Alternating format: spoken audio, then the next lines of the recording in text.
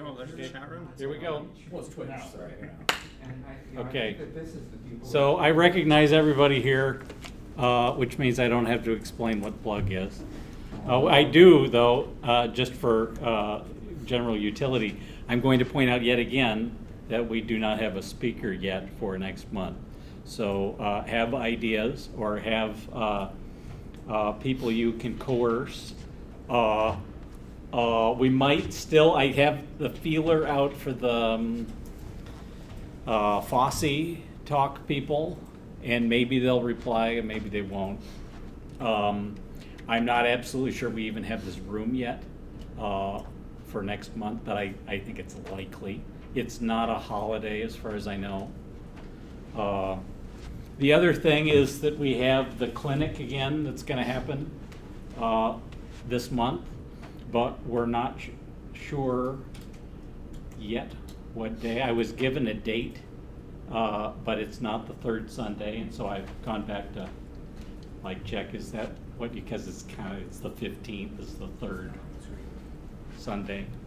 So anyway, I'm looping back to see if we can maybe switch it to the 15th instead of the 22nd. Right now we have the space for the 22nd apparently. So the first clinic, who was at the first clinic? I thought it went pretty well. Yeah, it was great.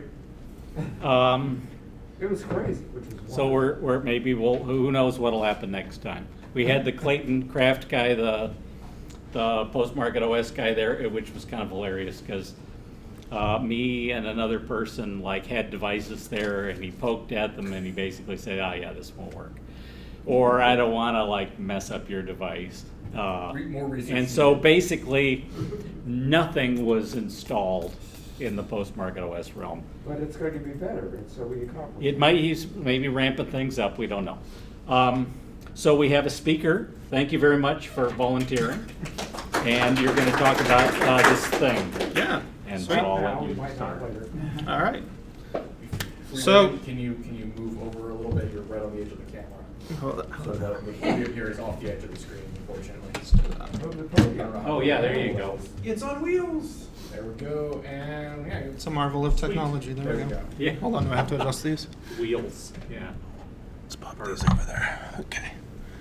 All right. So, a few disclaimers.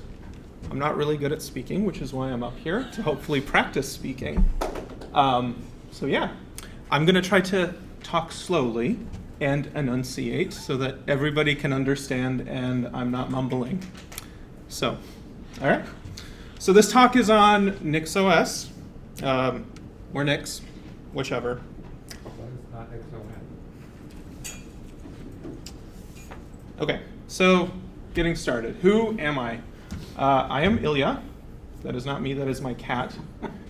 He is kind of my emotional support pet, but my other emotional support redhead is right there. She's my wife, and she has decided to be here to support me.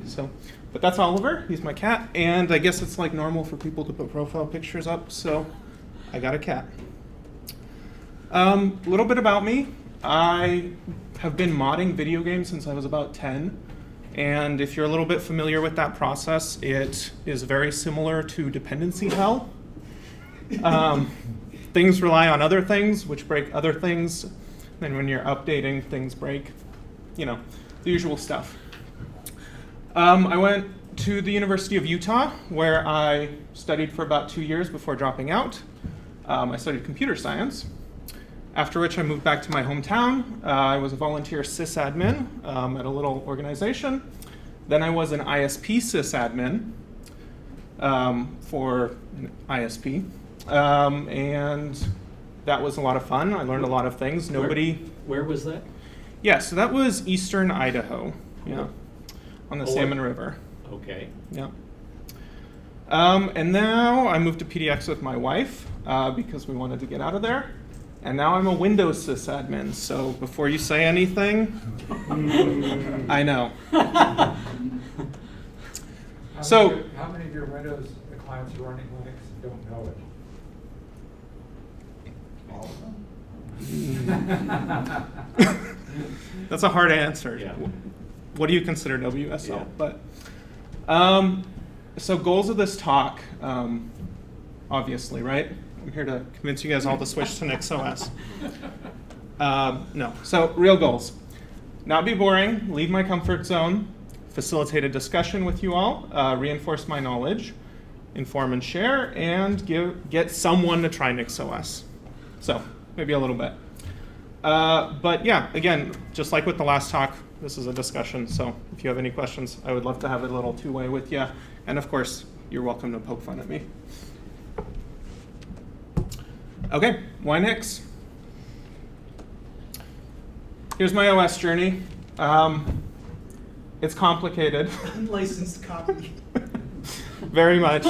So yes, this is D2, by the way. It's a declarative diagramming language. And it's got these layout engines, but this one's unlicensed. You have to pay for it. Otherwise, you get a little watermark there. So It's licensed, it says so. Oh, yeah. yeah, I sailed the high seas to get this diagram. Yes. So basically, this is now a very distant and unattainable reality for me, unfortunately. So do you want Nix or NixOS with that? What do I mean by that? It's three things. It's a programming language, it's a package manager, and it's a Linux distro. Pretty straightforward. Not really. So as a package manager, it exists on Linux, on macOS, on WSL, and I'm pretty sure you can get it on any container of your choosing. But the official website lists Docker, so I put Docker. As an operating system, it is available on i686. Who uses i686 here? Oh my God, really? What year is it? x86 and ARM 64. There's other architectures that are supported, but they're not listed on the website, so I didn't put them. But you can get it on RISC-V if you really want to. WSL is available from the NixOS-WSL project. And there's actually a macOS variant that is attempting to put Nix into macOS so that Nix manages the whole NixOS or the macOS operating system and not just the packages. So that's what Nix Darwin is. Can you remind us what WSL means? Yeah, so WSL is Windows Subsystem for Linux. It's the underlying, I guess, kind of. Right. Allows you to run Linux on Windows. There you go. Yeah. Yep. Reverse Y. Not really, no. We don't know. I just wanted to remember what the letters VM running meant. next to Windows. It's a full VM? Basically, yeah. Oh, okay. Because Windows is already I written. thought the kernel was just executing the binaries. Okay, I didn't want to start a discussion. Anyway, That's okay. That's a tangent. Anyway. It's mostly command lines, but. So, okay, so before I get going, has anyone actually heard of NixOS? Has anyone used NixOS? Okay, good, perfect, I'm in the right place. Yeah. So, aside from being a programming language, a package manager, and a Linux distribution, it's also all of these wonderful things. It's an interpreter, it's a build system, a GitHub monorepo, a default config set, development environment, integration and testing suite, CI/CD, and it's of course an Enigma. So much Enigma. With little contracts on it that go. It's a lot of things. It is many things. Question? No question? Okay. But I like to kind of simplify NixOS as being an abstraction layer over the Linux ecosystem. And I feel like if they led with this, it would make a lot more sense and kind of be a bit more compartmentalizable in most people's brains. So great, how does it work? So basically, there's a directory called /etc/nix. And in that directory, you have two files by default, configuration.nix and hardware configuration.nix. Hardware configuration.nix is just imported by configuration.nix. So if you wanted to, you could simplify them down into one file. But the reason the operating system breaks them out into two files is because it can generate the hardware configuration.nix.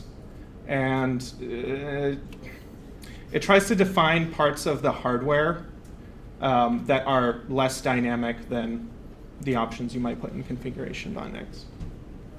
And there's a pretty simple command, NixOS rebuild switch, which updates the system. So basically you have these two files, you apply your changes to them, and run this command, and then you get a new generation of the system.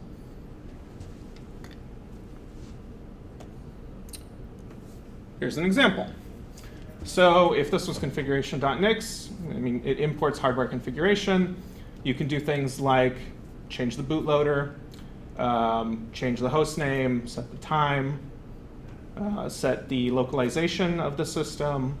You can install packages at a system level or per user. You can enable services and control users and who's on the system. Pretty straightforward. Now it's being a user, not a rabbit hole. In this case, it's both. Nix is very much a rabbit hole. So imperative versus declarative. I like to, it's a little bit more complicated than this, but I like to describe it as like a list of numbers versus a bullet point list. If you're describing something in a declarative way, you are saying, hey, this is what I want as an end result. I don't care how you get there. Whereas with, I don't know, in this example, I use something like Nginx. In a very simple example, you might install Nginx with your package manager. You might configure it with the file. You open your firewall ports, and then you restart the service to apply the changes, right? In this case, you're like, hey, this is what I want. Just do it for me. I don't want to worry about how we get there, which order. Some of the things in the imperative way of doing things, you might be able to switch them around and get away with that. Sometimes you might not. With declarative, it's all, this is how it is.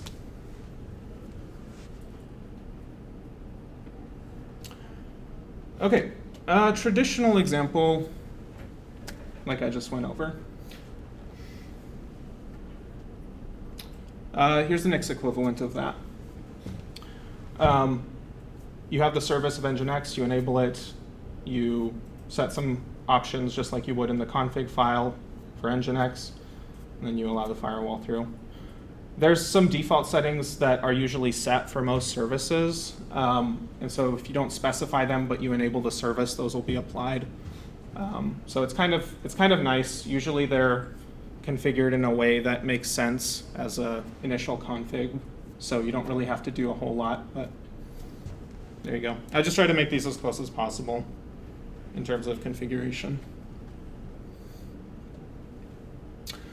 Declarative benefits. So sysadmins have figured this out with developers. Infrastructure as code is the future. So we should all be migrating to it, right? Obviously, not. But maybe.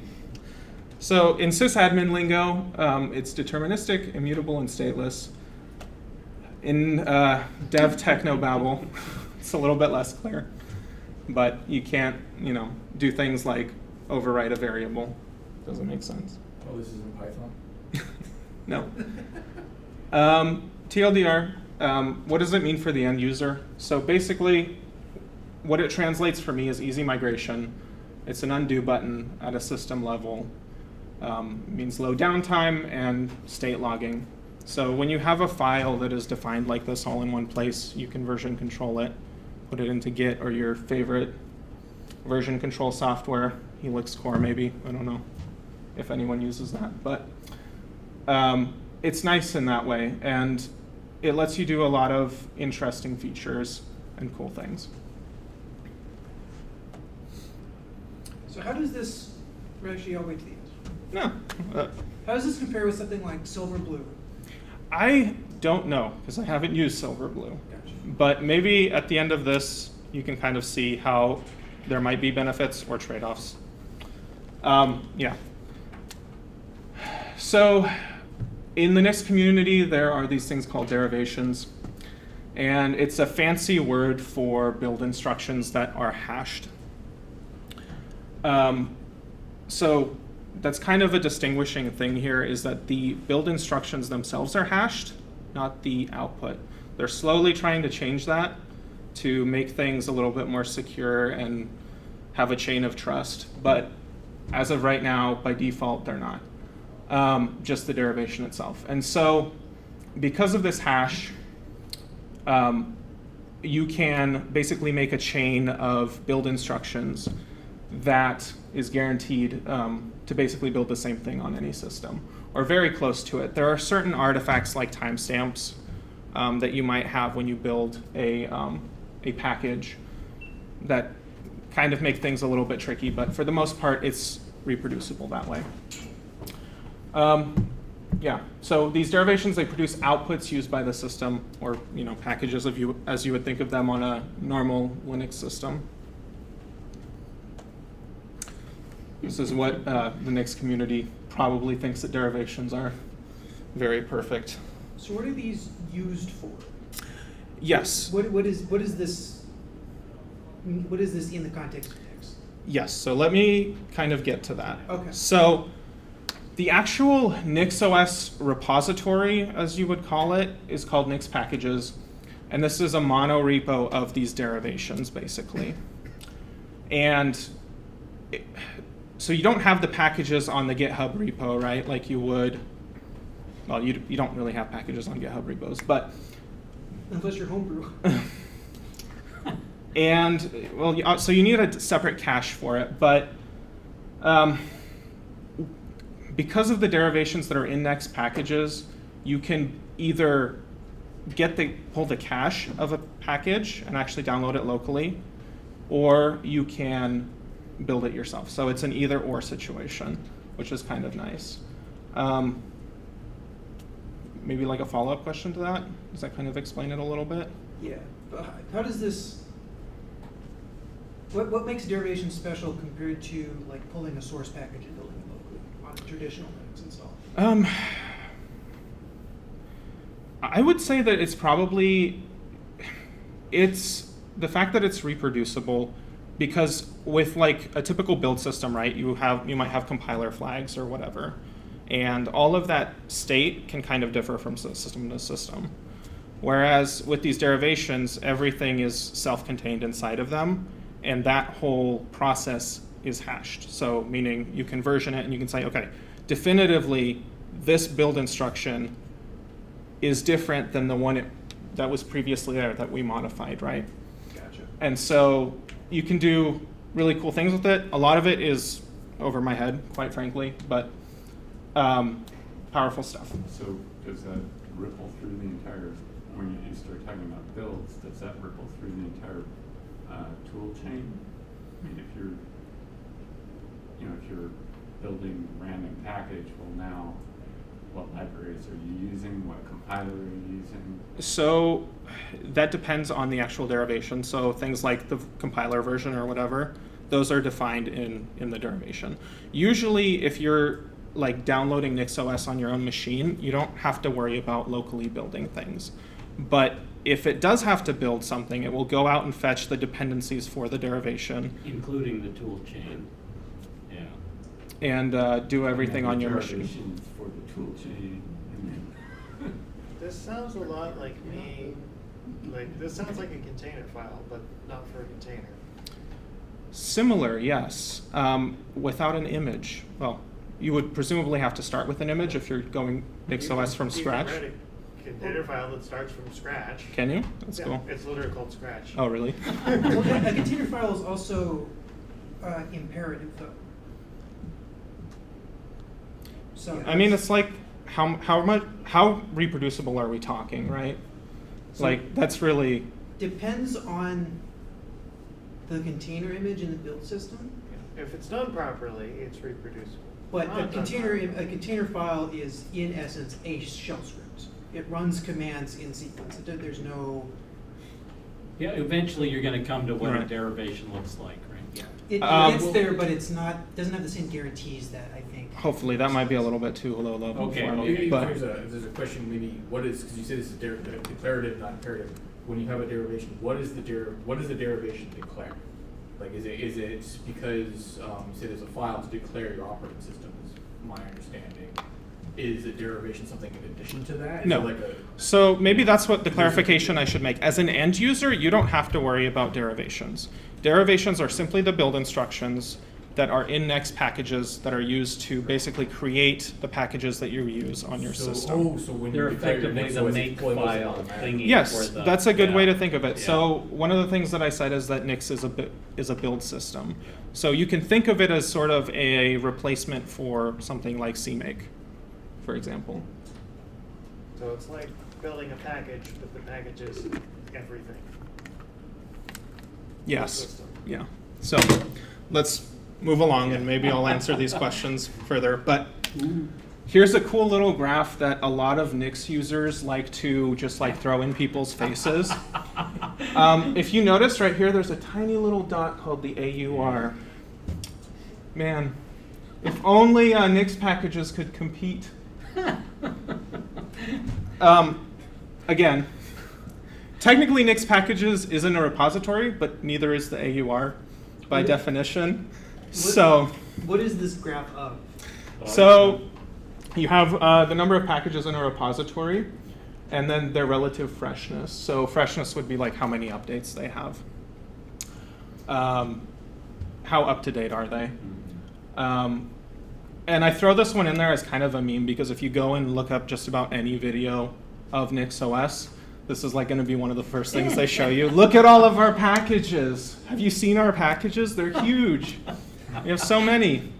I'm pulling that into my database. I'm doing And that. if it doesn't work now, it'll work. Good luck. So I know there's some AUR users right now that are definitely having second thoughts, but You never go wrong with that meme. we're not all that vain, so But just- is there a comment there where I can say, it doesn't build for me? And then not reply to any follow-up? I guess. Because that's the key feature of the AUR. Oh, anyway. I don't know.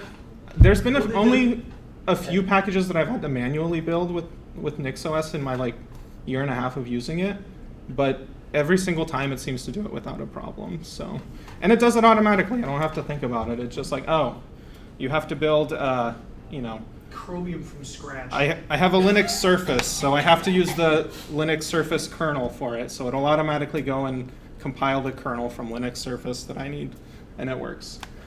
So moving on, getting to kind of the point of the derivations, you have something on your system called the Nix store under /nix/store.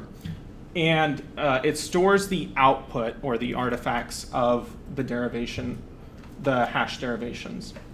So things like binaries, configs, files, they're essentially your system packages, and they're actually labeled with a hash. So everything in there, the hash is actually in the file name itself. It's not the hash of the package, it's the hash of the derivation that was used to build it. So you can kind of think of every single package living in /nix/store that's on your system. And because everything is under a unique file name, you can get away with things like having multiple versions of a package. And the system will actually like pick the right one for, it will pick the right dependency for packages as needed, and it will not duplicate existing packages. So if you have the same version of glibc, it won't create multiple copies of it, that kind of thing.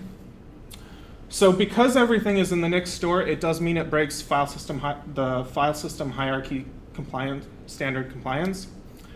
And there's some implications to this, which I'll go over later. But the other thing you need to know is because you're putting everything in here, it does need to be garbage collected, not like Python, like you're probably thinking, but this directory will fill up, and so you need to have a mechanism that will say, oh, okay, there's no generation of Nix that you've built on this system that requires it. Let's go ahead and delete it. And you can do that manually too. So how does, if this solves dependency hell, where is the, like, what if package needs glibc XY and some other package needs glibc AB, is that tracked, where is that, and they're stored in different places. How does the system know which glibc to use for which one? Is that tracked in the derivation for whatever package it is? I'm not sure about how that works. That's a great question. That's some of the like behind the scenes magic that I've never asked, but it would be good to know. simpler question. Do you run binaries out of NixStore, or do they get installed? So everything gets sim-linked. So You Yes. have a user bin? yes. Okay. Okay, I shouldn't say everything gets sim-linked. Most things get sim-linked to where you would typically think of them being. Things like certain configuration files, they're actually copied over and created in place. It's weird. It's you look into something like, where you typically have your binaries, and it's just nothing but sim-linking back to the Nix store, or sometimes multiple layers of sim-links. It's kind of interesting that way. You do that maybe because if you have a dependency conflict, it resolves it by simply having both versions and then setting up the environment variables to have an application go to the library it wants, so you can avoid that conflict. Because there's some environments where that happens. Because you can have multiple copies of glibc. Even the AUR has this in some cases. Yeah, I'm not sure how it does that, whether that's an environmental thing or I'm just going to what guess it it's does. overlays, because that's how containers do it. Might be. Okay. So time for the first demo. You can probably guess what this does.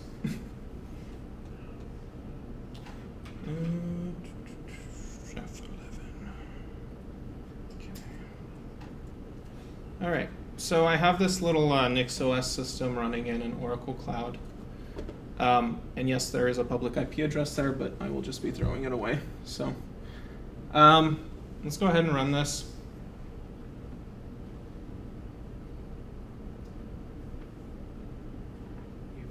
Are you still disconnected? Make I sure you're am running disconnected. The right place. That would be nice, wouldn't it? Okay. Yes, we want to paste it. Okay. So everybody knows what this is going to do, right? Goodbye, system. Goodbye. I wanted this to be a little bit more dramatic, but there's a lot of safeguards in place for that to not happen. So obviously, I mean, it's not going to crash the system, but if I do something like ls isn't there. I think the right way to do this is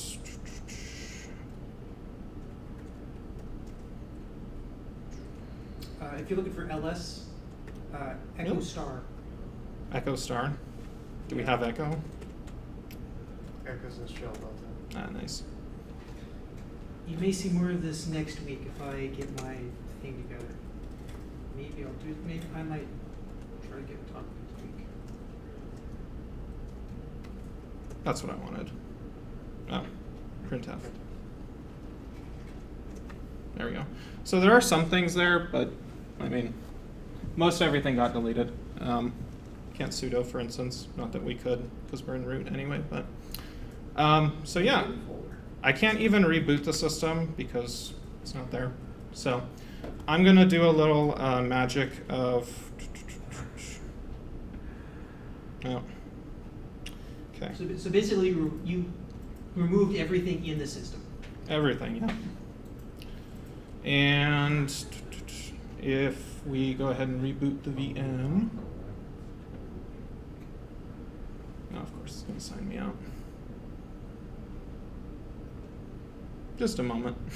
It was kind of the flaw of nuking everything. You have to sign back in. So what is left on this box? What did you? So you deleted the Nix and boot. I did not. I left Nix and boot. Those are the only ones that stayed. If you're wondering the kind of secret sauce to this, but That way you have something to do. yes, exactly. So the cool part about having everything all in one place in the Nix store, the only thing that you need to boot up a system is /boot and /nix. Is everything else just like sugar for the user? Pretty much, yeah.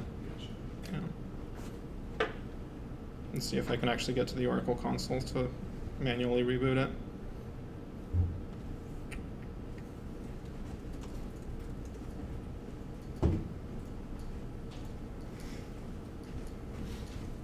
Truly an Oracle moment. If we were waiting, one thing that might actually help, because I'm a little confused about what it is we're actually trying to do. Can you give a high-level walkthrough of just the sequence of steps we're going through? Like what is the basic process like? Because I'm assuming like you're creating a Nix system here or something.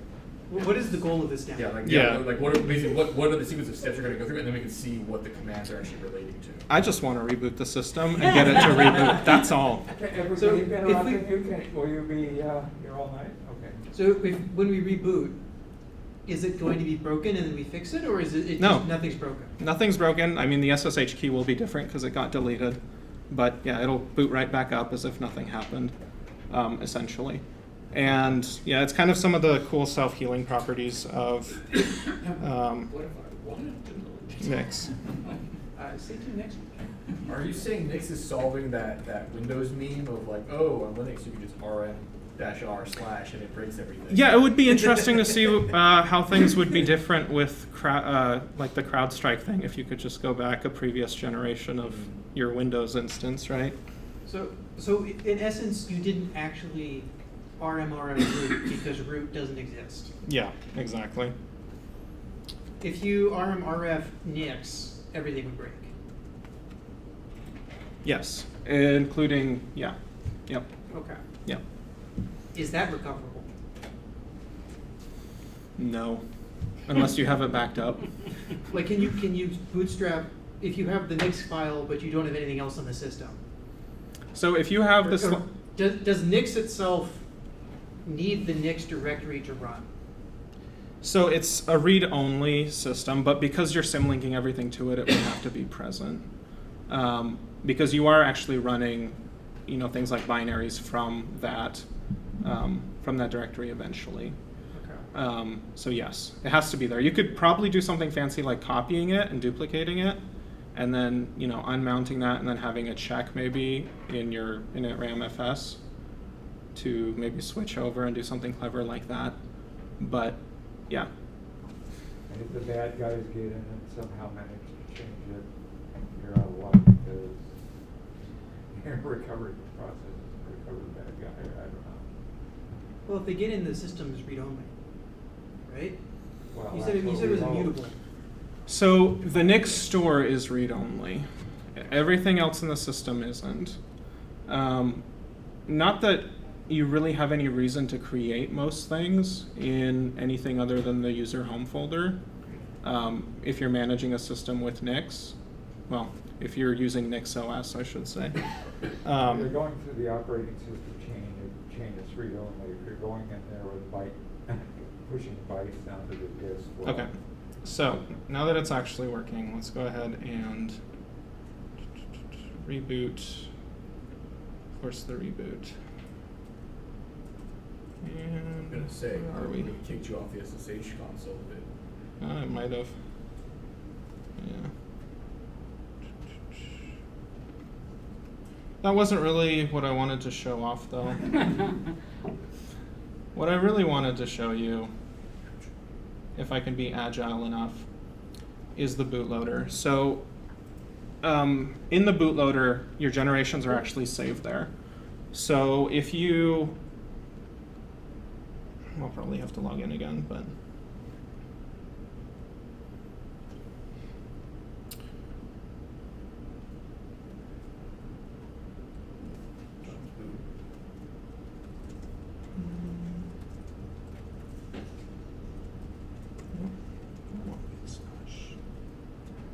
documents, plug, demos.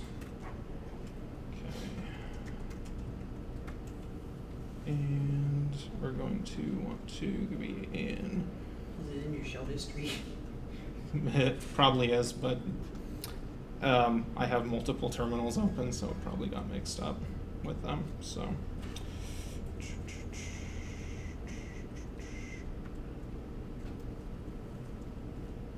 Okay. So yeah, this is kind of where we're at because the SSH as the Host key it got deleted and changed. So But it is up. yes, it is up. So let's just go ahead and delete that out.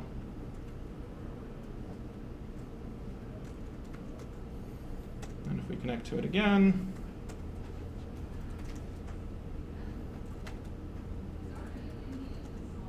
the whole system is there.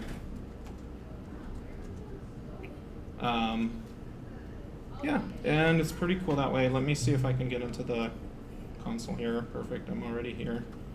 So if we reboot,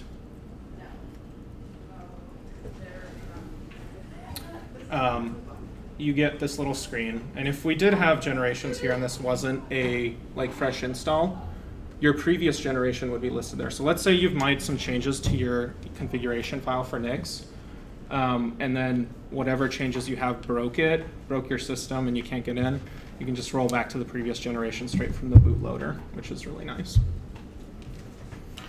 All right. Hopefully the other demos go quicker, Are huh? you still shut in?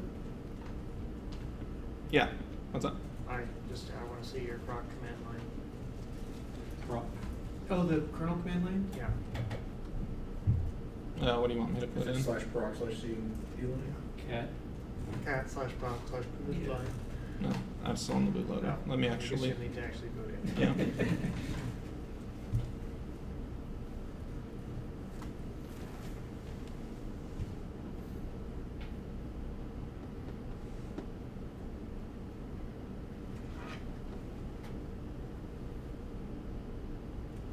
A lot of the magic for like setting up the environment happens in a netramfs in the very early stages of boot. As to like the whole sequence of things, I don't know. That's beyond me.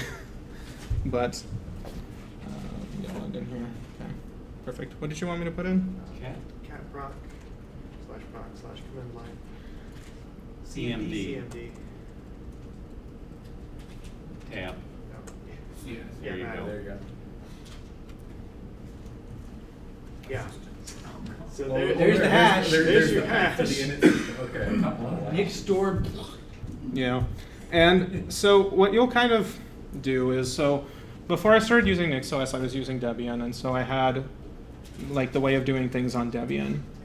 And so I started and I was like, okay, let me Google how to do this on Debian, and then I'll kind of try to adjust. So what I kind of ended up figuring out is that everything does lead to the Nix store. And then if you try to like save configuration files to where you think that you need to configure something, that method's not going to work for you. So you can kind of throw that whole knowledge out the window. It does apply. It's kind of nice to know. So what I said really is true. It is like an abstraction layer for the Linux ecosystem. It's like you're trying to discard the previous knowledge that you have in favor of something a little bit more simpler, hopefully. So everything has to go through Nix. Everything, yeah. There's exceptions to that. So for example, one of the things that I like to do for things like my mom on her system is install Flatpak. Oh my God, your mom is running this? Yeah. Yes. On a Chromebox with like, I think it's like 4 gigs of RAM or something, maybe less. Okay. And so I installed Flatpak in user space, so that way she can, non-declaratively install packages. So wait a minute, I'm still processing this. Does she pitch NixOS to her friends? She doesn't know what's running on her system. She doesn't go that Okay, hard. okay. She's just there to open a browser and watch Russian YouTube videos. That would be awesome. So what happens if you say everything goes to the store, but okay, I need random Emacs package installed on my system, or a random Python library. There's Yeah. chances are if it's a Python library, they probably have it in Nix packages. Same with like Emacs, but I mean, if you're talking about like certain, let's say you have NeoVim, for example, and you need to configure it. What you can do is, everything's in the home folder, so we'll get to this, but there's other projects that can help you manage your home folder declaratively if you want. You can also just write files to specific directories in your home folder if you need to configure something that way. Does Nix want to manage your home folder? No, by default, no. Okay. So your home folder is safe. Yes. So to just understand the demo here, because I think you were trying to show that did it reset everything up? Because you deleted a bunch of stuff, which it sounds like you deleted symlinks. Mhm. When it booted, did it recreate those? Is Yes. that what just happened? Yes. So you have now LS, I'm assuming then. Yes. And Yes. you didn't have it everything you before. restored is from local. It's So like not you just reaching out LS to the slash or master. something. Not reaching Oh out yeah, to yeah. the So like bin's there now. Bin was gone, so now it's back. Mhm. Is it actually, if you do LS-L, is it actually a symlink? /bin. just slash, ls-l slash for long listing. The stuff in bin is the same, like I was. Yeah, so it still has a folder there. Yeah, yeah. So Folder it'll is- recreate the folders, but like the files themselves are usually. What what's- does the symlinks look like under bin? Or user bin, or wherever it goes in? Oh, there's no one there. Maybe just bin then. What is your path? Well, there's not. I'm in root. What, No, your path variable. Yeah, What is echo your path? $, capital path. Sign. Yeah, yeah, there you go. Okay. Oh, yeah, I just Okay, do so wraps area there's right literally there. just the one wrapper that does everything. This might explain how you get which line. So yeah, I'm sure some of you older Nix users probably, or Linux users are more familiar with this than me. It I'm looks pretty nothing- new. it looks- Nothing in there is it's- normal. The only thing normal about it is that it has a path. There's a lot of custom stuff there. That is So what very- is under run? What is in run wrappers bin? Or run Yeah, yeah. current Well, system just let's bin or look here. whatever?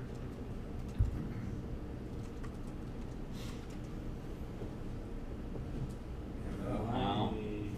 Huh. They're all the same size. That's like the And they core. put- And they put that at the. Are those beginning like of hard path. linked? Because those aren't symlinks. It's like the basic system. They're all the same size. It's like the bare minimum. Wait, those are all The sockets, individual aren't they? scripts that No, use sticky. Oh, sticky. the file Oh. name as. All right. It's like the bare minimum Wild. amount of hard drive or something. It might be good to move on so we're not Yeah, stuck on let's this. keep going. Yeah, oh yeah. We can explore later. They're probably part linked like the same, like a busy box sort of thing. Yeah. Some sort of wrapping. Is that all the same size? Yeah. Okay. So you have this traditional way of doing things on Linux where you configure things, manually for the most part. But there are some challenges with doing things a declarative way. And the main part of that is secrets, service scripts, dynamic configs, and anything in a ramfs is challenging because it's the first stage of the boot process, and the question is, how do you get it in there? And if it's something that is a secret, how do you get it in there in a secure way? Because the whole thing with the Nix store is that it is completely, like, anyone can read it, any user on the system. So how do you put secrets in something like, your NixOS config without having it show up to every user? Little kind of joke with that. So,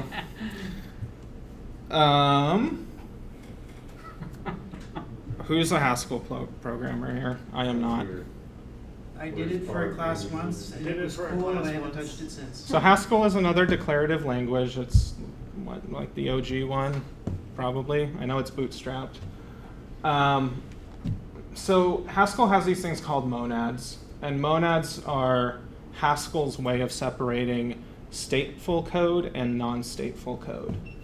So if you're doing something like writing to the console, that involves state. There's an artifact there. So that's kind of what this IO monad is here. Or apparently, I'm not a Haskell programmer, but so you have the pure parts of the code, and then you have the very clearly defined parts of the code that do affect system state. Nix is a little bit different, so there's no static typing in Nix. So, but you can do impure things. That's what having state in something like Haskell is called. It's called impurities. So what you do is, because Nix is written in C, so the interpreter of Nix is written in C, you pass it flags to turn off pure evaluation. And what that gets you access to is things like environmental variables. So you can read them, put them in your code. You can do things like read files in etc. It doesn't let you do that without, the impure flag set and certain functions. So because Nix is a Turing complete language, there's built-in functions that you can use, and some of them do involve changing state when they're impure. Sorry, sweetie. So let's talk about the Nix specific ecosystem. It's a rabbit hole. So there's secret management projects, and these are all hosted on GitHub, but there's many of them. And there's a whole feature matrix of which ones do what and how you do that. I use SOPSNix. We can talk about that later. That's outside the scope of this presentation. But yes, you're probably going to want a secrets manager if you're using NixOS. It's interesting. There's other neat projects, though. So if you're just normally getting NixOS, there's a graphical installer for it. It's very easy to install. I think it's the same one that like Rocky Linux and Red Hat Enterprise uses. But in Nixland, we do things declaratively. That's why we have something like Disco, where you can do automatic partitioning of drives in a declarative way. It's a pretty cool project. NixOS Anywhere is one that I'll talk about in a little bit. It builds on top of Disco and lets you deploy things. Home Manager is kind of the one that I've brought up before. It lets you declaratively manage your user's home folder, home folders, and it's pretty cool. NixVim lets you declaratively manage your NeoVim configuration, which is written in Lua through Nix. And it's actually very feature complete. It's kind of nice.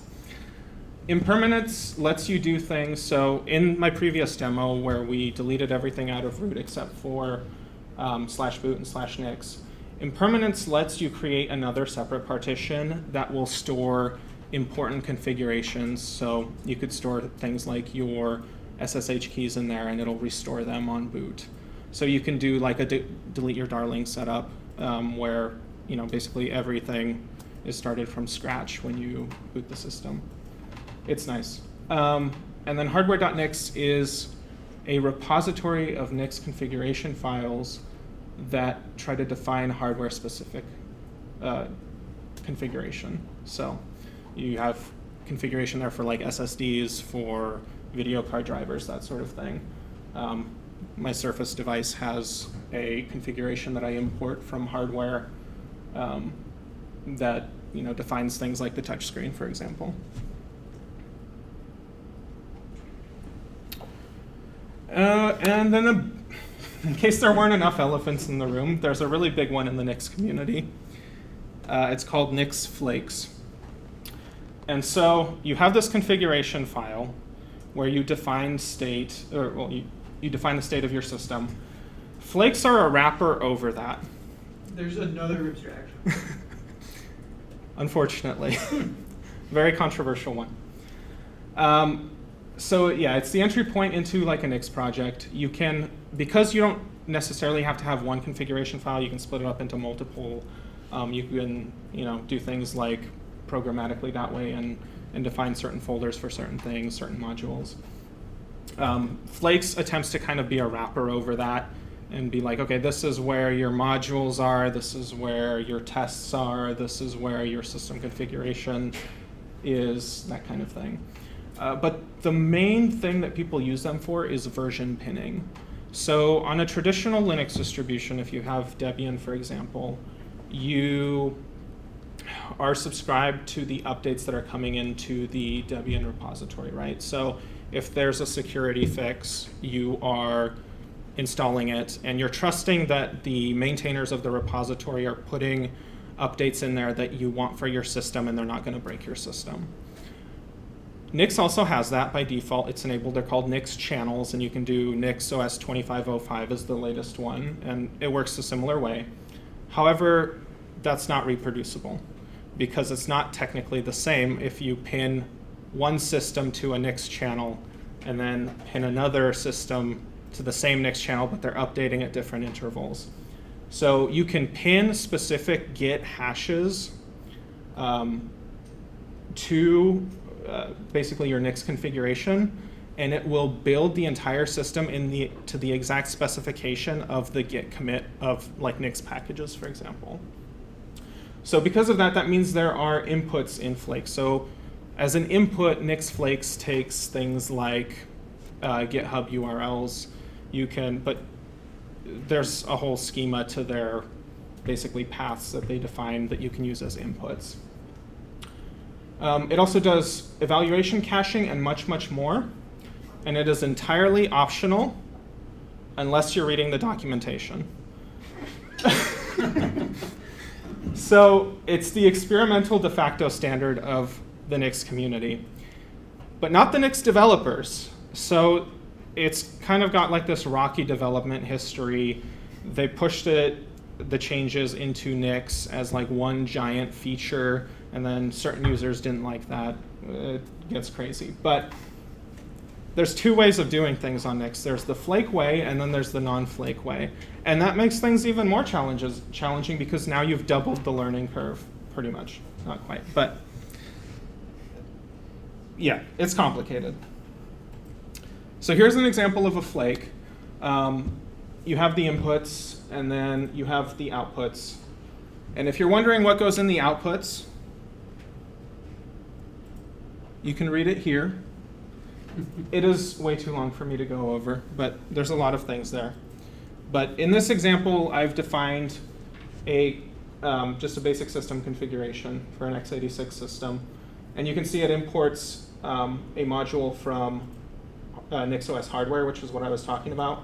So it has some settings that somebody has decided would fit on a common PC. And then I also have like a package here that I've defined as well. It's the basic like demo package of Hello World for Nix that you can build with Nix. Okay, so demo 2 time. Let's hope this one goes a little bit quicker. So what is this one? So the point of this demo is to demonstrate how you can move a configuration from one computer to another. So let me try to, I had it all pulled up, but unfortunately it went away. As you can see, I'm not very good at demos, but. Demo is the hard part. All right.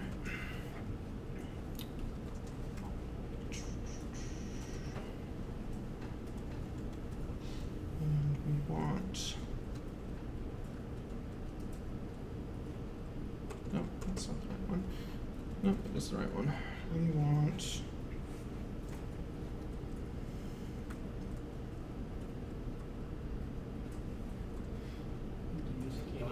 That is an interesting IP address. It is a very interesting IP address, yes. So this is a machine that I have just set up on the Oracle Cloud. It is not NixOS. It's Oracle Linux. And I have done nothing to it. It's just the default configuration. The only thing I have is the private key to get into it. That's it. So what I'm going to do now is SSH into my other system, which is running NixOS. That's not what we want.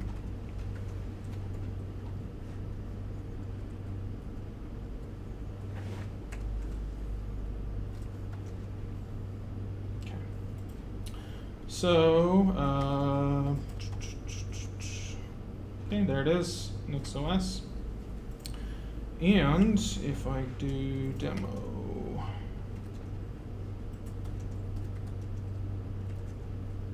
I think it's doing it out of this directory here. I like copy pasta, so I'm going to copy pasta. This is the NixOS Anywhere project that I was telling you about. What does that do? Yeah, so let me kind of, it'll run for a while, but I can discuss it here in a minute. One of the things that you might have noticed is that I'm not very good at multitasking. I am very single-threaded. Most people aren't.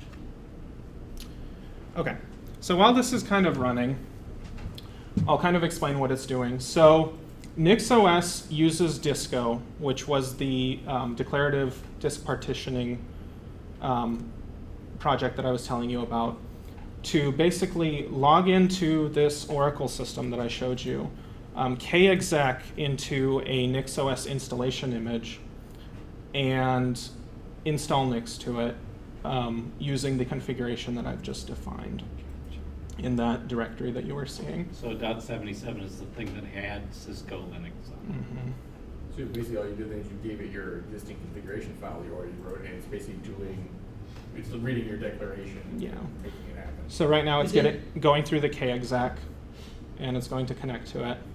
So is it like brain slugging the existing install and just? Yeah, it's basically a virus, yes. And so it's going to copy over everything. It If- was Oracle Linux, so. Yeah, we lost. don't care.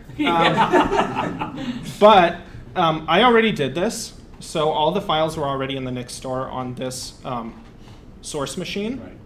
Right. So it didn't have to download it. You would see that it would download them all. Because this is a single core ARM computer, it's going to take a little bit. But eventually it will get into NixOS on the other machine.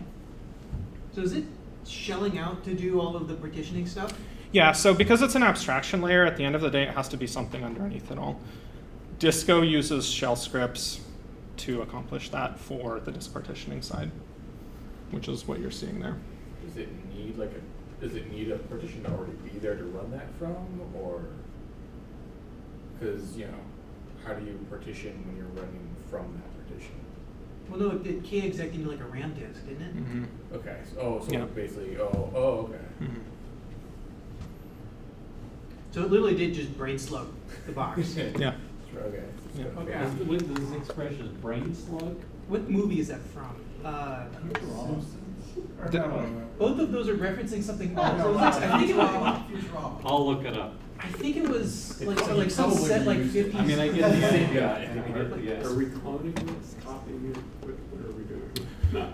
So we're copying the paths from one machine to the other, in this case over SSH. But it's it's installing all of the Nix packages, but using the local machine as a cache server. We're Yes. creating a new instance that's, Yeah. Yes. Okay. but it's going to modify the things that need to be modified on the fly.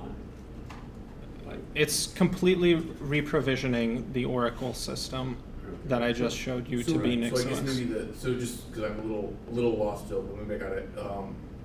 The first thing it did though was it booted a kernel and initRD with all the necessary infrastructure to bootstrap that process. So it is Right. technically bootstrapping itself. But Mhm. it started there, and now it can actually start partitioning and whatnot. Yes. Yeah. Okay. So first, it is kind of a bit of a cheat. It is using an image. You got to start somewhere. But yes.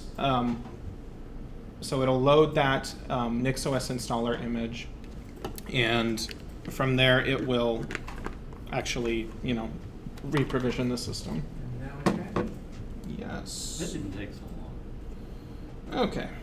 So we're not OPC Like, anymore. packages for days. Oh, it's rebooting too. yeah, So so what did it use for a new host name, for example? that is, why not? Why don't I just go through that?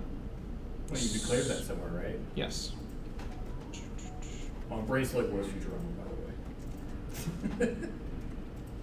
I didn't look it up. Yeah. So many decades But wasn't there like after some the- 50s like sci-fi horror Yeah, movie that there did something there similar? was a Heinlein story, and I'm looking it up, and then there was a movie that came out called They Walk Like Men. And So it's back in the 50s, and I'll look it up. Okay, yeah. Probably where they took it from. I apologize. There's no syntax highlighting here. It's okay. This is actually on the VM itself. Where did I declare the host name? Host name Oh, equals his name name. equals name. I like how for Yeah, IPv4 it's using prefix length. So, which is IPv6 or yeah, not. host name equals name. Name is a variable in this case, which points to this. And I've defined it as ARM64-0. And then it's a variant ID, which I've defined as being 1 for the configuration in the flag. So the box you installed it onto used to be like 02. Yes. something? Yes. And now it should be 01. Yeah. We'll see. I don't We'll see. remember. Or no, this one's 00, so the other one should be 01 now. Let's see. Oh yeah. Right. Pro tip, SSH-keygen capital R. SSH-keygen command. The way to just remove Capital it. R, or dash capital R, and then the login string, root add. Okay, I got you. There's also a flag when you use SSH to not save it. So if you're monkeying around, it doesn't actually put it in that file. The other version does the same. What's that? I don't remember what it is, but there's one that basically says don't save it to your known host file. It's just the host, not the. It might be, yeah. Just the IP. Yeah. Okay. So that wipes that out. Oh, nice. Okay. This is the one for not saving in the first place.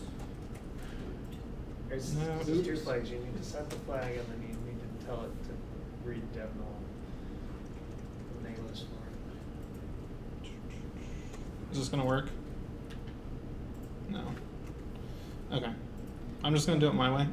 Yeah, do Yeah, it. I mean, well, no, you can just SSH You- into it now. Normally, it already removed You need the. your, I need to specify your key. All right.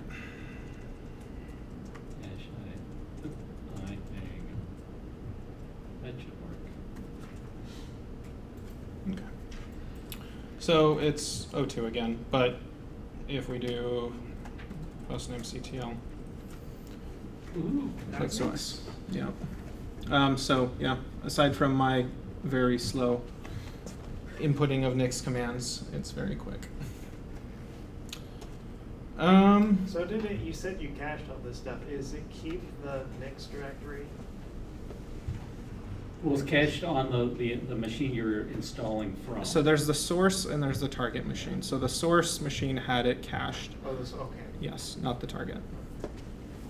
So the target is effectively wiped. Yes, yes. And then if you really don't want to install the NixOS Anywhere package on the source, you can actually execute it remotely, which is nice. It'll pull it from GitHub. I was doing some testing when I was putting this demo together, and I was having some things not work. And in order to debug, I had to actually run the NixOS Anywhere from a specific Git commit. So it was kind of nice to debug it that way. And there is a non-flake way of doing this for NixOS Anywhere. I've included links if anybody wants to take pictures. But so because a lot of people use NixOS flakes just for pinning specific commits, I figured I would list the alternatives. So there's NixOS channels, which I talked about, which isn't really an alternative to pinning. But if that's all you need from Nix and you don't care about that level of reproducibility, you can get away with it. You can also use built-in functions. So there's built-in.fetch, various things like zip, GitHub URLs, that kind of thing. And then you can add a hash to those functions to specify, exactly which version of the file that you want, essentially. And then there's other projects called Niv and npins. Npins is a little bit newer, but it kind of took the idea of what Niv did for just pinning Git commits, and it kind of decided to update it a little bit. I don't know specifically on the differences, but 2 ways to skin a cat. Generic Linux binaries. So remember how I said that the file system hierarchy standard went out the window? They do not work. Except they can work. So there's something called Nix-LD, and it's its own project, but it is now integrated into NixOS proper. And if you want to read about how it works, it's right there. There's basically a shim involved to basically try to point applications to the proper dynamic libraries, which is why you might have to specify additional dynamic libraries in that list there. Okay. Yeah, that's what I was asking about. So is that like Yeah. intercepting like the linker to try to link it to whatever garbage URL is in the Nix store? I don't know. Okay. Sorry. So if Intel is running 1,000 seats of a CAD program that costs $1 million a seat, they're using this to run all of their $1 million CAD packages on Nix. Licensing makes things difficult. I mean, we already knew that, but yeah. If it's a commercial software. Yes. You're gonna have to use this, or statically linked in. Yes, yeah. I mean, you're going to have to find a workaround, and it's So not you going to either be have easy. If Nix doesn't have something, you're basically out of luck. It depends. It depends on what it is. So using this method, you can probably get a lot of programs to work. It's not quite as plug and play. So you'll have to figure out which dynamic libraries they might need. So by default, it does include, very common dynamic libraries for applications when you just do NixLD enable. But it doesn't have everything, so it could be troublesome depending on what. But things like app images or whatever ought to work, because they're all, should be They like still need some self-contained. stuff. I don't know anything about app images, I'm Okay. afraid. App images are weird. And Flatpak are similar? Flatpak has its own libraries. So you need enough to run, for Flatpak, you need enough to run Flatpak itself and the bubble wrap sandbox. Except- And like the host proxy, but the actual applications all have their own runtimes and libraries bundled. And It Flatpak, looks like what this is recreating is the LD cache system the traditional Yeah, Linux yeah, distros yeah. have, where you have Right. paths, but then you have a cache Yeah. thing. So when a Linux distro boots, it usually regenerates that every time, and may have a cron job or whatever. Whenever you install a library, it regenerates that cache, so it's usually transparent. But if you're doing, since Nix is different, I don't know where it sticks that. It's gonna stick it somewhere, or didn't have it to begin with. I'll That take a looks like picture. if they're referencing LD, they're referencing that infrastructure to find a shared library and load it. Can you do this on a per application basis? yes, that's kind of the point, is that you do this on a per application basis for the libraries that it requires. And that's basically what this is. So would you like if you need to download, I don't know, some program X, you put that in your Nix config and then have these extra options to say, no, this actually needs XYZ, please make it run, thank you? Well, Or is this like a global option that it loads? for this you? is like you download a binary from the internet Mhm. and it needs some dynamic libraries to run. You put those dynamic libraries into there, enable that, and then you can, run the binary. That's the kind of situation that we're talking about. Is this like a per application thing in your Nix config, or is this a system-wide? Oh, no, this is a system-wide Okay. config. Oh, so it is. So it's the LD.so.conf thing, I think. That's what it ended up generating somewhere. It may call it something different, but I think that's probably what it is.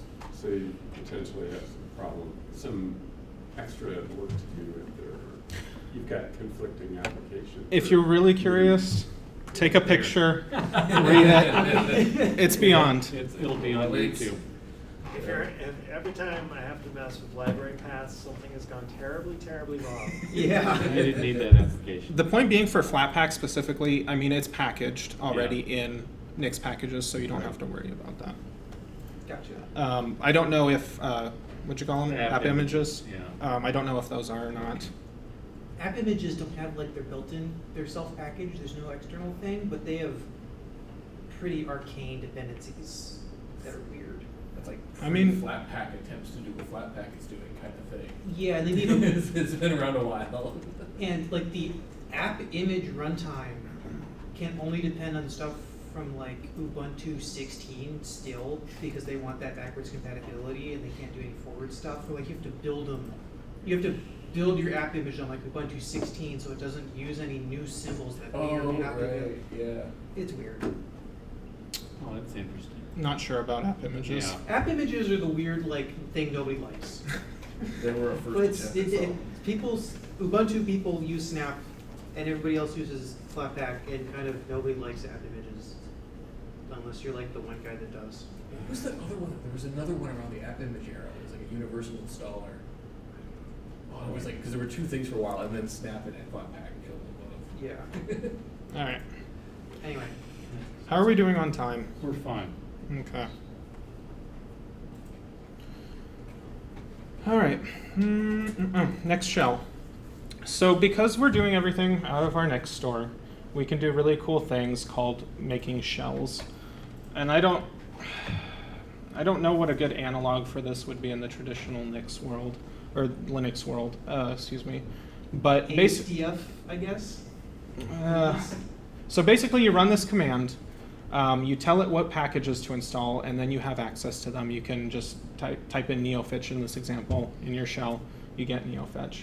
In this example, I've installed all the fetches because neofetch is deprecated apparently. And What's fetch? I have no idea what this is. neofetch, it's like the terminal thing that everyone uses that shows the little icon of your operating system as well as some You could show us. specification. I don't know if I have it on this system. You have it right there. Oh yeah, right. We're on Nix. Thank you. Demo number 3. Demo, impromptu demo, yes.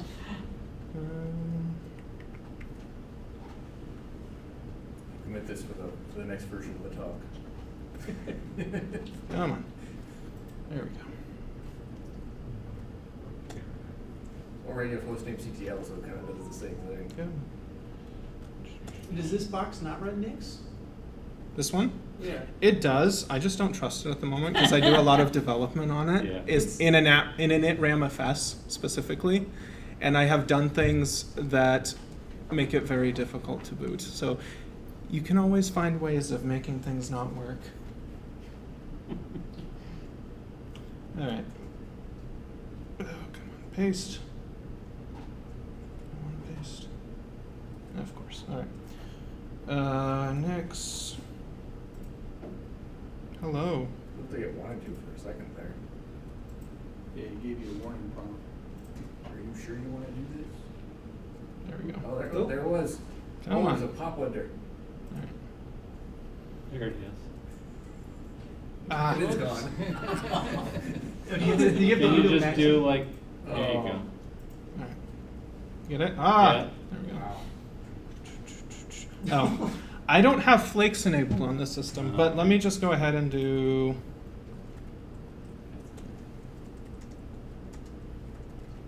I need to take you down farther. It is a. Going a rabbit hole. Okay, so we're fetching neofetch. Okay, so it's also fetching like all of the dependencies for it. Yeah. Neofetch. So that's neofetch. Ooh. Everybody's seen it. No. Really? Yeah. I thought this was like the default application that everybody knew about. Maybe for our What does it do? There is a generational gap for neofetch, yeah. It's just giving the little. It's a system Stuff information over thing it. with a Oh, fancy. okay. That's all. it. That's Okay. Like everybody who posts on Reddit with their Oh, blitzed okay. out. It's you know, the image. social media thing. If you're not on Yeah. social media, you haven't seen it. What's It's Reddit? it's the I run Arch, by the way, flex thing. Yeah. Oh, and I guess I might as well just show you. So yeah. So basically I have neofetch and I can run it all I want, and then as soon as I'm done I can exit out of it. And it's gone. And it's not there. I mean, it's still in the Nix store, Yeah, yeah. and you have to garbage collect it, or you can set up a service to do it automatically. But yeah. So that kind of you gives you an ephemeral environment that Yeah. will affect Yes. anything else. Yeah. Yes, it's Nix's answer to just use a VM, or just use a container. You know, Or ASDF for me. containers are too cool for Nix. Apparently. Okay, so dev environments kind of take this up a notch and let you define a Nix file with all of your dependencies in it. So like this example, it gets you Node.js 20, for example, Python 3, and Git. You can do other cool things with it. This is just a basic example. There's so many options in Nix, you could spend all day reading about them if you wanted to. I use this for Comfy UI. So Comfy UI is a web-based interface for text-to-image LLMs. And if you've ever gotten down that rabbit hole, you'll know that there's a lot of Python versions that you need for certain things, and it's Python. yeah, it's Python. So There's a bunch of PhD students writing Python, so it only works in 3.6.7 with this library Yeah. from 12 years ago. Anyway. What the? if you're a developer, you might find this cool. If you're a normal person, maybe not. What I actually like myself is NixOS tests. So there's actually integration testing built into Nix packages that you can use. So what you can do is you can define your Nix configs here for various machines, and it will launch them in a KVM virtual machine, and it'll put them on their own subnet and everything like that. And then under test scripts, you put some Python code to, run various commands on the system, make sure that they succeed, check whether services are reached, and run properly, that kind of thing. Really useful stuff. Too deep to go into in this talk, but. What's the benefit of something like this for an end user?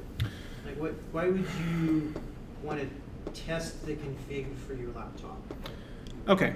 Or For is this for- example, and I haven't gotten to this point yet, but I was mentioning that I was doing a lot of modifying of my init ramfs environment because I want to have things like Tailscale running in it. And then I also want to do things like sync user passwords to my Lux encryption keys. And then I want to make sure that that's hashed properly so I'm not exposing the secrets. There's a lot of stuff that could go wrong there and get you potentially locked out of your system. And it's nice to be able to have this to where you can verify what you're doing doesn't break the system at runtime. Nix is kind of nice because it will, if there's something wrong with your Nix file, it's interpreted, so it will catch it early. But there are things that can creep in that are unexpected. Whether if your configuration for a service is wrong, you can still botch the system that way, which is kind of nice. Which is why it's kind of nice to have atomic rollbacks built into NixOS. Okay, demo number 3. This one's really simple, so shouldn't take too long.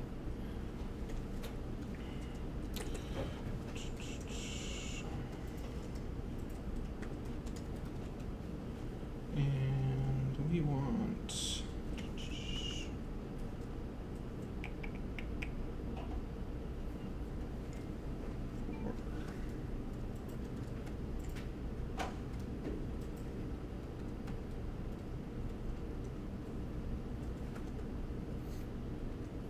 okay.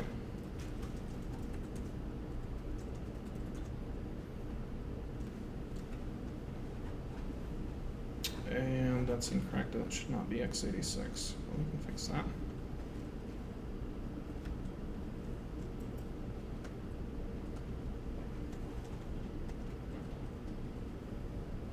Okay. That should hopefully do what we want it to do. Very slowly because it's a single core machine, but So what is this testing something? yeah, so the only thing that this does, I'll show it after it's done, it just makes sure it can get to the multi-user target. So this is And that's running booted a VM with the current config Mhm. to make sure it works. Yeah, with the config defined in the flake in the directory that I ran it from. So it'll chug along for like probably 5 minutes because it is a very slow VM. But yeah, basically this little dot pound indicator, it's just Nix's way of saying get this flake configuration for that, basically. So it's saying, okay, what's the architecture of it? Test is just what I named it, and then driver is just the driver. There's also an interactive driver, which is kind of nice, so you can debug things. So for this, because I noticed you've got ARM64 on a lot of your VMs, your ARM64, so is it building an x86? No, sorry, I changed that right before I executed. Oh, This is okay. incorrect. I was testing it on an x86 machine at home, but So, yeah, why are you, everything you've been doing has been on ARM? Is there a particular reason? yes, They're cheaper. they're cheap. Oracle ARM instances are like either free or they're like dog cheap. Yeah, so like an That's the only x86, reason to use Oracle. yeah, you can get like a 4-core ARM machine with 24 gigs of RAM for free, and that allowed me to spin up 4 virtual machines for this. Do you know what the There underlying are single hardware chip is? ARM. It's an computers Ampere that cost chip. Ampere. Yeah. We use Oracle ARM stuff at work. So while this is we got free credits for it. So while this is crunching away, let's talk about resources. So there is a REPL in Nix, which allows you to, test the language, do things, figure out how it works. It's nice. One of the things that a lot of people will talk about, or at least when I started using Nix, which was almost 2 years ago at this point, is that there's no documentation for it. I actually didn't have that experience. The NixOS wiki is really great. It'll show you how to do things the Nix way, and using that in conjunction with something like the Arch wiki, you can get to where you need to be pretty easily. There's a project called Hoogle for Haskell, which lets you search Haskell functions. Noogle is the Nix equivalent of that. It's nice. Discourse is the chat. Discourse.nixos.org is where you can get all your questions answered. I've asked a few questions there. They're really nice people. I haven't seen anything that set off red flags for me. Search.nixos.org is what I was showing you a bit briefly. You can search all the packages in NixOS.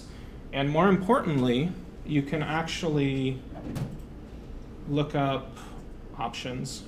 So for example, what is somebody interested in configuring on NixOS just randomly? Mold linker. Mold. I don't know what that is, but presumably, no, But not in here. Take gold, you get the old one, gold. What did you call it? Gold. Gold. Yeah. So, no, that's something else. That's something Well, else. no, that's LD. So like Yeah, NixOS has its so- own LD, so that probably doesn't matter. It's probably in part of that infrastructure, yeah. Crystal language. CRISTAL. Yeah.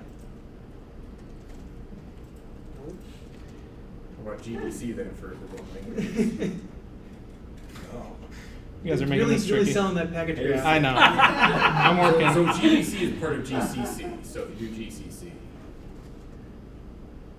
So what exactly are you looking What for? is, So I guess maybe- If you're looking these are for options to, If you're looking for packages, we can find packages. Oh, so what was that other search? What is the for? option? So this is what I'm trying to kind of communicate. So these are actual options that you can configure for the system, not the packages. So for example, if you wanted to get a package, you would go to environment, and then there's going to be some, all the way down here somewhere, there's going to be,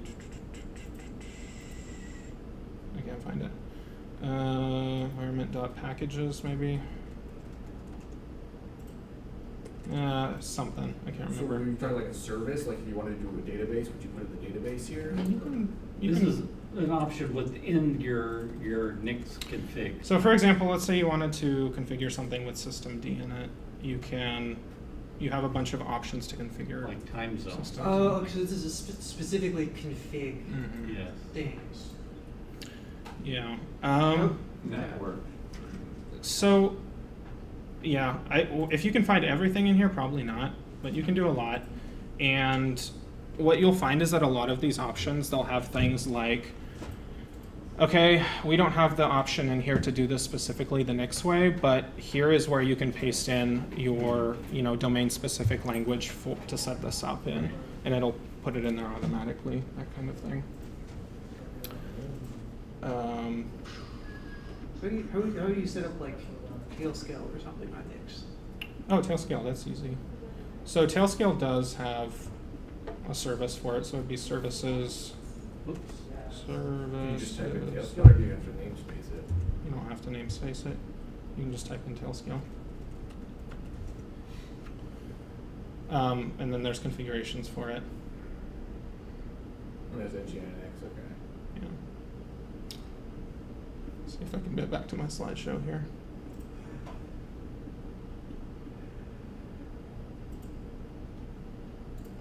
Okay. Nixcloud.io tour, that's a great one.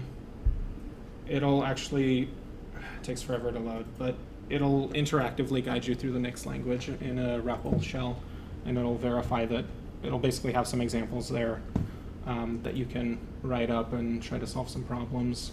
It's interactive. Really slow to load website, especially probably on this Wi-Fi, but. Why does the language look so busy? How so? That's So the language itself seems like very complicated syntax-wise. if you're talking about like the namespaces for things, Just like the braces and like semicolons, and I noticed there was like brace, ellipses, Yeah. brace, colon, like what is yeah, so there's like attribute sets and lists usually, and then there's like true or false, but usually this is kind of maybe something to ask a functional programmer, but Nix is what's called a function first language. So that means that functions, they can be used as inputs for other functions, and then there's a whole bunch of stuff that goes along with that. But if you look at something like Lisp, which is also functional, I believe, there's also a lot of, yeah, it's got some curly braces in there, but it is kind of alien to look at first, but once you kind of get in that headspace, it kind of goes away. Yeah. Show us a couple of snippets. I don't know if I want to. Yeah, but what does your config look like? Yeah, okay, that was what I was going to ask. Is can you show us your configuration if you're?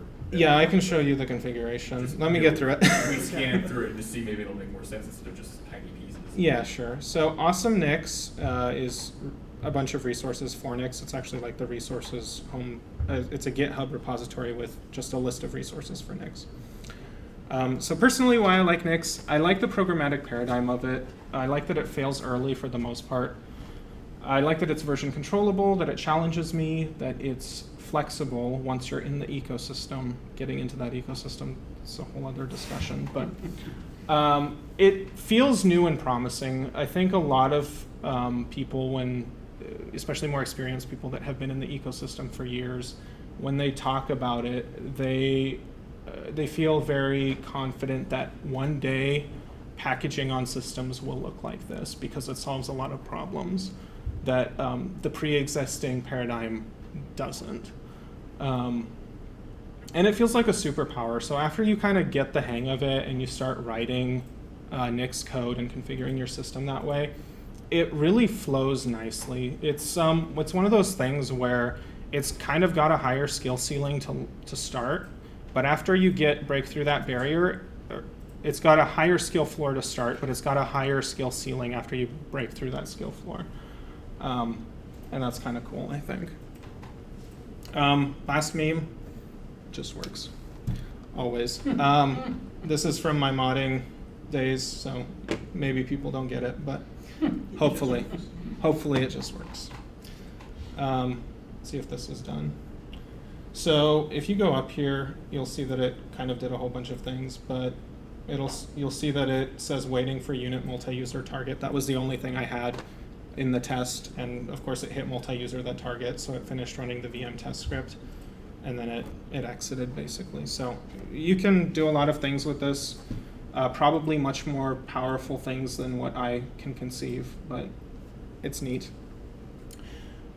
All right, so if you want to see my Nix config, we can go ahead and do that.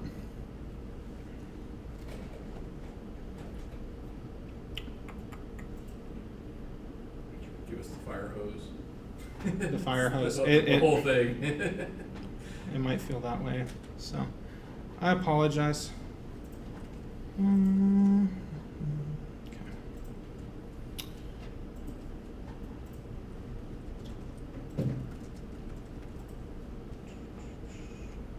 Which one is my old one? No, this is version control. This is horrible version control. Do not do what I'm doing. .final_really2. Remember how I Just said sort of by that? date and it'll be fine. Wait, are there single quotes in your names? No. That LS adds those on. Oh, did it add those? Okay. That's something LS does. Yeah, what are you doing putting spaces in your phone? All right, so here's my flake configuration. And so this is kind of one of the things I regret is because when I started reading up on Nix, everything told me to go flakes, I did. And now I kind of feel like I'm a little bit trapped on the flake thing, and the developers don't really know where they're quite going with it. But presumably if I put a little bit of time into it, I can migrate away from flakes and do it all without it. But it's got a lot of niceties to it, I will admit, which is probably why it's the community de facto standard. for Nix. So we can start with something like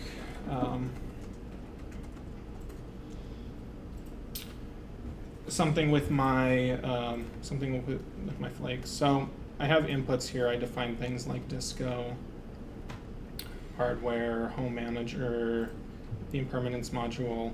I have my own secrets repo, which probably shouldn't be stored on GitHub, but it's not too important. It's private though, so nobody can see it, hopefully, except for Microsoft. Rollbacks actually looks like device tree.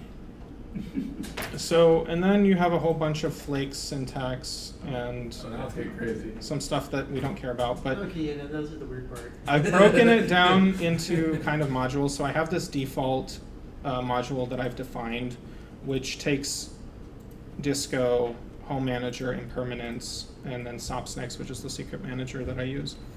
And then I have just a file for bootstrapping. I didn't necessarily need to break it out into its own file, but I did because sometimes you want to test things in an environment where you don't have a bootloader.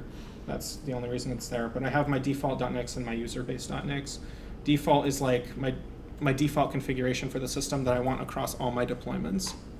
Same with userspace, but I've broken them out for just because it makes sense to me.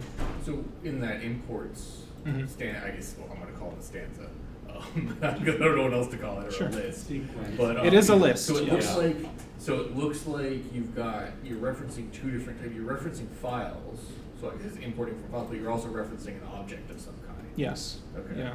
So these are actually modules in the their respective projects. So if I went to like the Disco GitHub, I would see that one of their modules is called default in there. Same with Home Manager. Impermanence does things a little bit differently. Their default module is just called impermanence. I guess I'm more thinking in terms of the code. Those first 4 lines are the modules or whatever, and that's actually like namespace code, and then right below it you're referencing file paths like Mhm. in the same spot. And there's that's I guess that's the crazy thing that through my brain is like, wait. How does it differentiate between like object lookups like that and the string paths? So paths are an actual type in Nix, but it is all dynamically typed. Does that kind of answer your question? What if you had a file called inputs.sops-nix.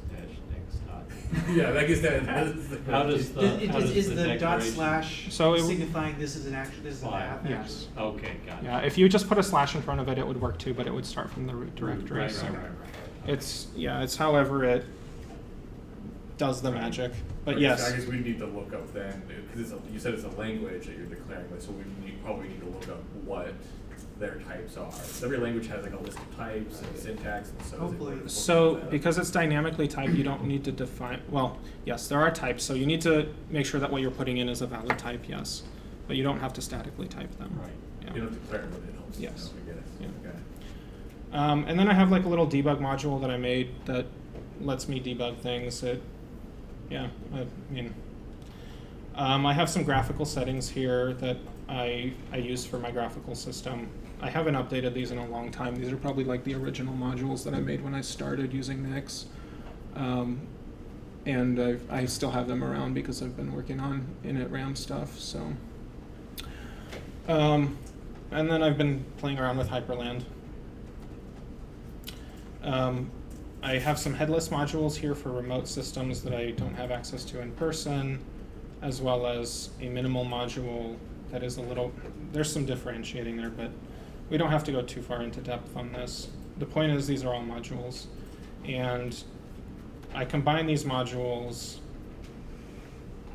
with my actual configs here. So, oh no, sorry, these are the tests. These are my tests that I'm running. Why do some of these have semicolons and some of them don't? Which ones are you talking about? Like, So the stuff in the Oh, curly yeah. brackets that's a semicolon. Yes. that has a semicolon, but the But the surrounding closing bracket curly doesn't, but the doesn't, surrounding but then bracket the does. parentheses Yeah, does. that's kind of this. Yeah, that's where it kind of gets a little bit confusing. But the point is that I'm importing this file, and this file takes in an argument that is an attribute set. which is it like a statement versus an expression thing? That's one of those moments where I think You you can- gotta pull up the syntax documentation and find out what it is they're doing, because you can kind of think of these as arguments to. Okay, so let me see here. It's a feature of the language. It's just Yes. like that. Okay. Yeah, it kind of looks like where in C, the arguments of a function would be, parentheses, and then function would be curly brackets. You guys got it flipped around. I don't know. I don't know. Anyway, it's what it is. The language is like that. Yeah. It feels very alien at first, yes. But it seems like it's structured pretty well. Well, sometimes you can get something So- similar that happens in C when you have callbacks. This is kind of where this is why flakes are very challenging to present as their own thing, because they have a lot of just like syntax there that doesn't make sense with the rest of the Nix language. And that's one of the biggest problems that people have with flakes, is that there's a lot of stuff there that they define as an interface to access the rest of your Nix configurations that is completely different than to how you would write it in your Nix config file. Okay. So that is kind of one of the reasons why I made the distinction that flakes exist, and every single piece of documentation you'll read, they will be there in one form or another, but they are optional and they make things more confusing. Gotcha. So then flakes are written using the Nix programming language, or are they something extra? I would call them something extra. Oh, okay. Yeah. Yeah, so you can see that like self.nixOS module.recovery means that I am importing my own recovery module that I've defined up above into here in the debug module. Let me, what's a good one to go over maybe? I know that, What is like the Bluetooth setup? this one? I think it's literally just a single file, but let's Like see. what is something? What is like one of the actual config files that's sort of complicated? I'll go over the default one here, but the Bluetooth one is super simple. okay. Yeah. It doesn't even need to be its own file, really. I need to restructure those a little bit better. But something like my default.nix file, it does get pretty complicated, but you can create your own options in here that you can kind of toggle. And then you have the actual config here. Would this be like the starting point of it? Is it like a template system where you have like a starting file and everything kind of layers into that? Or? So it's not like an imperative language where it goes line by line. Everything is kind of evaluated all at once, and some things are not evaluated at all if they're not used. So you can write a Nix expression in your Nix config, and if the system doesn't need it for anything else, it will not evaluate it. If it isn't needed for what you're trying to create as the output of your config, it won't touch it. I think that's called lazy evaluation. Yes. Right. Yeah. Okay. So here I define, these are my file systems that I'm using impermanence on. So I'm creating some file systems that I want to be restored when I delete my darling. So are those your persistent directories? Yes. Gotcha. Yeah, that's why I call them that. Here's some init RAM. So does that That's wipe the your things. home directory when you? No, not my home. So I've excluded home. And I actually have my home directory. I'm using BTRFS. What would be the way to say that better?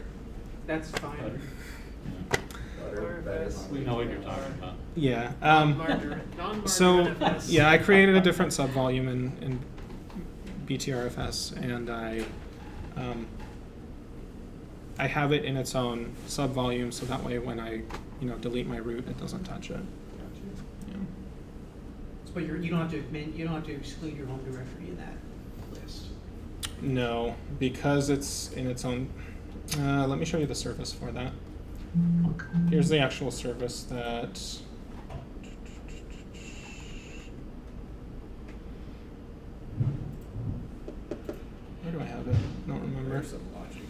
I've been working on this presentation, so I don't remember my code.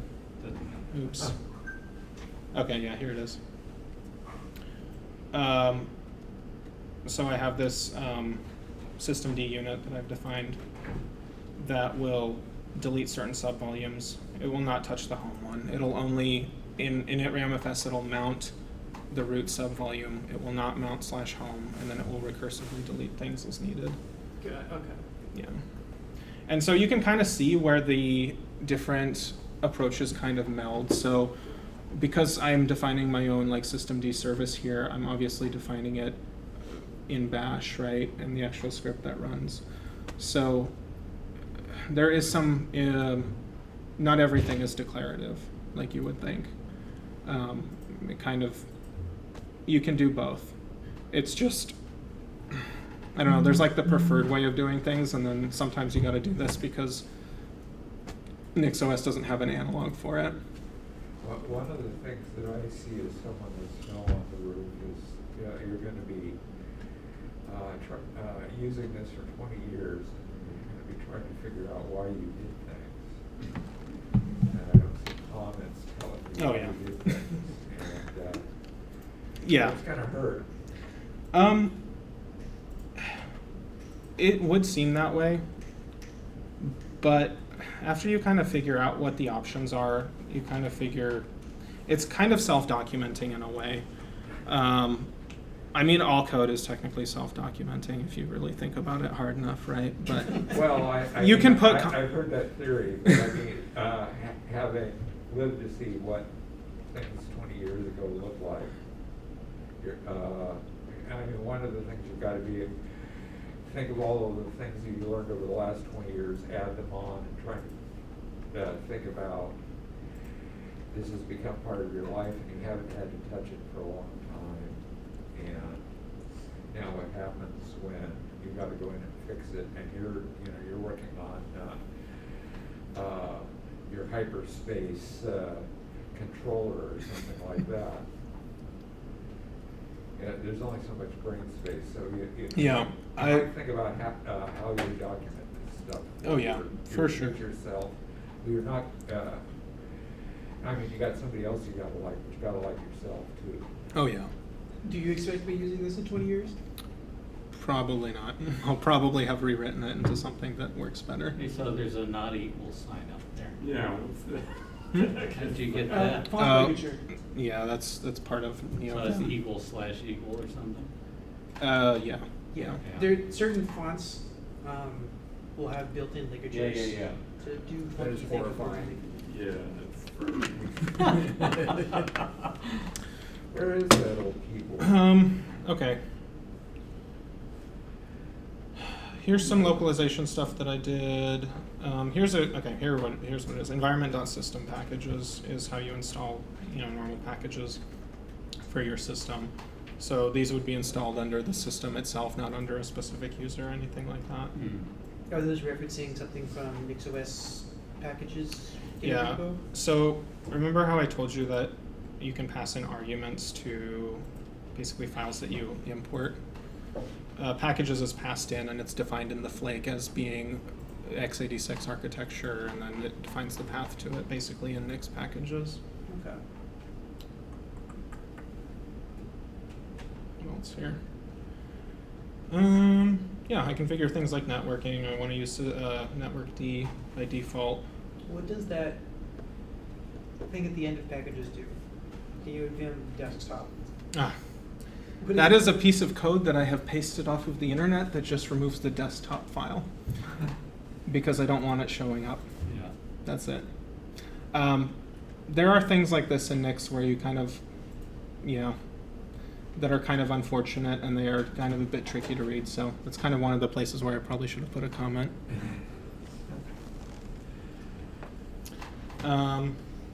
Yeah. Cool. It's kind of default stuff, but yeah. Anybody interested in looking at anything else? So is this config shared across several different machines, or is this just for your laptop? This is this flake right now is deployed not on this laptop. It's on my desktop at home.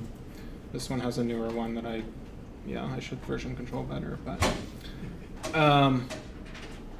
and then I have it on my mother's computer back in Idaho. I have it on my server, and I think I have it on my friend's desktop. Also in Idaho, but yeah. Nice. Cool.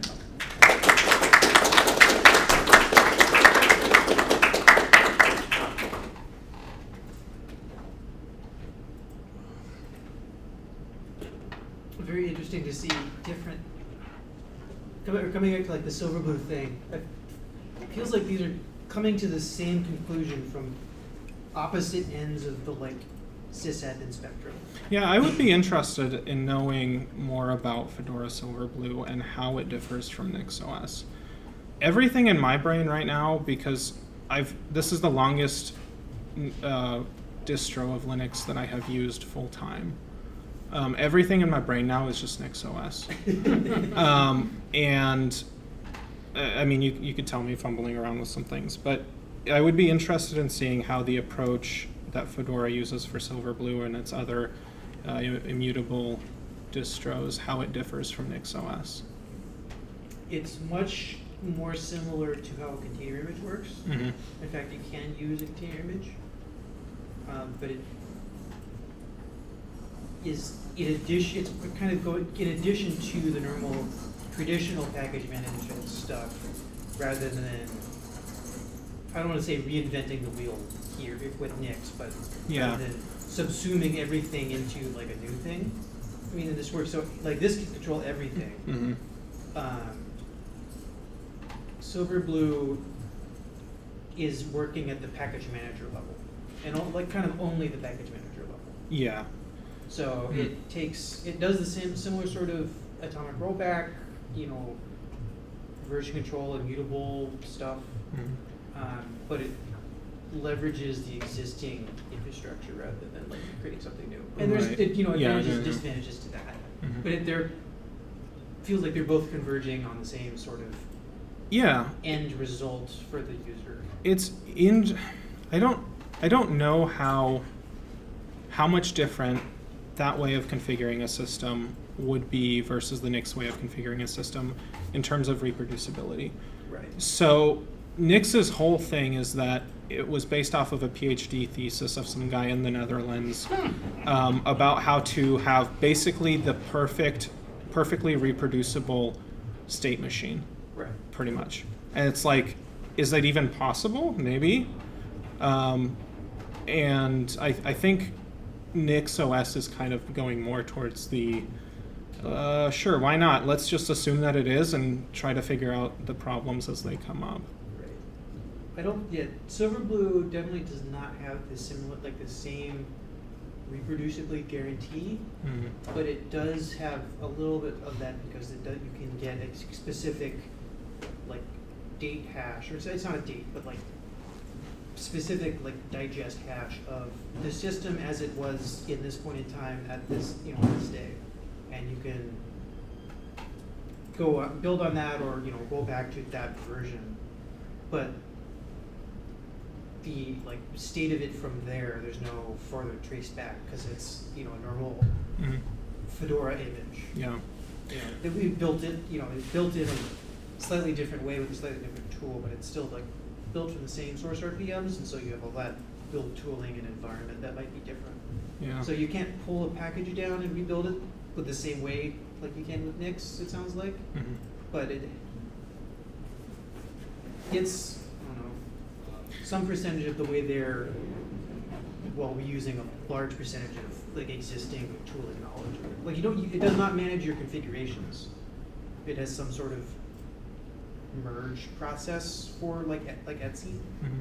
but it doesn't mess with any of the configuration files in its thing because it's the package manager. It doesn't Yeah. manage your system D units. Yeah, and then that's kind of the NixOS approach, is it tries to be everything, and sometimes that can shoot itself in the foot, like Flakes kind of have, because again, it kind of bit off more than it could chew. Trying to do a little bit too much with Flakes. But Like this definitely cannot solve the like dependency hell thing. Like Mhm. that's inherent. what's in Yeah. Nix. I don't know of anything else that can do that, Yeah. which is cool. So what kind of communities are most excited about this? In other words, Okay. what's kind of driving adoption of it? Yeah, so I've been listening to a Nix podcast, and a lot of this stuff is really new because, from what I understand, the community has kind of exploded over the last couple of years. It's almost grown like faster than it had like social structures in place to deal with certain human problems. But the podcast that I was listening to today was with a security researcher that was talking about chain of trust. And that was one of the things that he brought up, is that the actual output that you have in the Nix store, that part isn't hashed, but the build instructions for it are. So that has a whole bunch of implications. So he's like, if we can combine the build hash and hash the actual package itself and then turn that into a single hash, and we can solve that problem, which is what the original PhD thesis for NixOS did, we could, in theory, create a system that has a chain of trust that's going backwards kind of recursively. And you can, with a container solution, for example, you end up coming to the conclusion of, okay, I have to trust the maintainers of the image at the end of it all. Whereas with Nix, you could theoretically get to a point where, okay, the builders are hashed, so I trust the builders, and I don't even have to know like the hardware that they're running on. I can just check the hash, and as long as the hash matches up with another builder, I can trust what I'm getting from source, basically. That is interesting. Yeah,